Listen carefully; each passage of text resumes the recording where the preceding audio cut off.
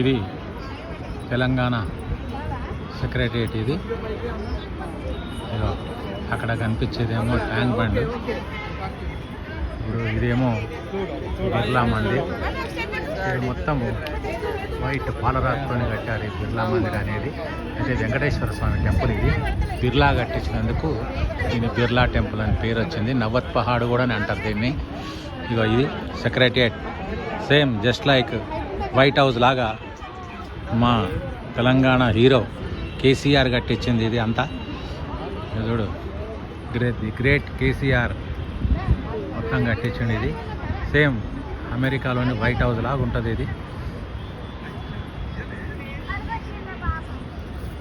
ఇది ఇప్పుడు తెలంగాణ మొత్తానికి ఒక ఐకాన్ బిల్డింగ్ అయింది ఇది మొత్తము.